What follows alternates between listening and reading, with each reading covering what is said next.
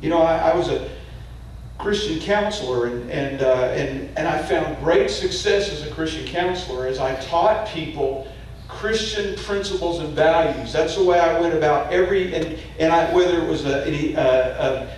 whether it was a Hindu or an agnostic or an atheist, when I taught people Christian principles and values, life would change. And it's very important that we understand where the truth comes and that we be able to communicate that to our children. And, you know, what if you were to bring your child to me? Because people call me all the time. They'd say, man, my kid is he's just off the charts. He's never been like this before. I can't understand what he's doing. And you know, and let's just say the kid's 4 years old, and he comes and he goes, you know, I can't keep him out of the street. He keeps going and playing in the street. And what if as a counselor I said to him, well, you know, he'll learn. He'll learn. Just let him. You know, if he gets hit hard enough, you know, or scared about it, what would you say if I gave you that advice? You'd think I was crazy, wouldn't you? You'd think I was a nut.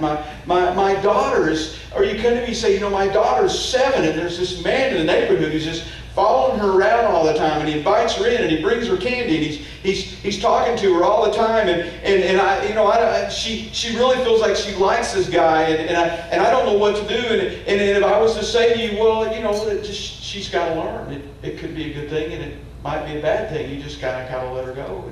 What would you think? You know, boy, what an idiot this guy. Let me go find another counselor, you know. Now she's 14 and she wants to date, and she's dating this guy. She's dating this guy that's a drug dealer. And I found out that he also has prostitutes, and he's gone around, he's caused one problem after another. You know, what do I do? Do I guide her away from this guy, or do I tell her that it's okay? And I say, look, you know, she's getting old enough that she can kind of figure that out for herself. You know, make sure she practiced being saved. What would you say to me? You'd think I'm crazy.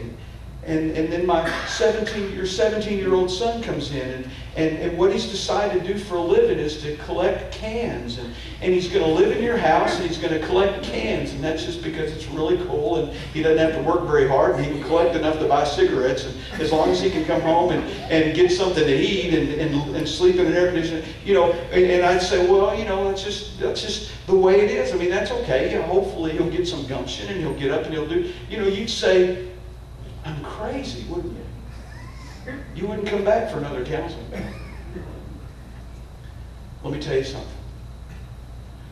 The thing that is the most powerful in any of those kids' life, from the time they're 2 to the time they're 30, till they're gone,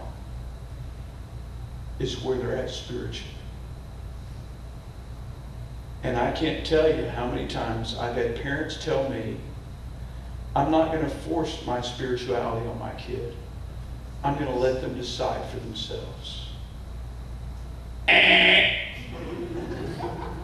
Now it's my time to say, stupid? How dumb is that? The most important thing. You might as well let them play out in the street. You know, you might as well let her date a gangster. You might as well, you know what I'm saying? I mean, that's the most important thing that's been given to us as parents. And guys, not just as parents, but as adults. Your job, even if you're not a parent for your child. You know, there's a lot of things that people don't like about Hillary Clinton, but it does take a village to raise a child. It takes us to be able to see that my neighbors live in a Christian way the way I do, and the people that I go to church, and we support each other, and that's extremely important that we have that kind of relationship with our kids and other Christians, so that we raise our children so that at the earliest possible time in their life, they come to a point where they make a commitment to follow Jesus Christ. And the best way for that to happen is that if they see you living it day after day after day, they see you handle problems that way by Christ. They see you handle work problems that way. They see you talk to your neighbors that way. They see the sacrifices that you make that nobody else they know does that. They see the way you treat people at the PTA and the way you act, and they look at you, and that's the number one influencer on your child spiritually, is where you're at spiritually. Because I want to tell you something. I've been around Christian parents for a long time that are always telling their kids how they're supposed to act. They take them to Sunday school, they take them to church, but when the kids come home, they don't see that. So you have this generation. This is the most unchurched generation. This young adult teenage generation now is the most unchurched generation that's ever come along in the history of America. And the number one reason they give is because their parents don't live it. It doesn't seem to make much difference in their life. Why would it make a difference in my life? And some of them have kids that have grown up, a large portion of them have grown up in the church, but they haven't grown up in a household where they watch their parents interact with God on a daily basis. It's important, isn't it? And I don't know where you're at right now, and I don't know if you're ready to crawl underneath a chair or thinking that that's the way it's been, or man, it's too late, my kids are grown up. But I want to tell you something. Just like you turning to God now will change your life, you turning to God now will change your kids' lives drastically.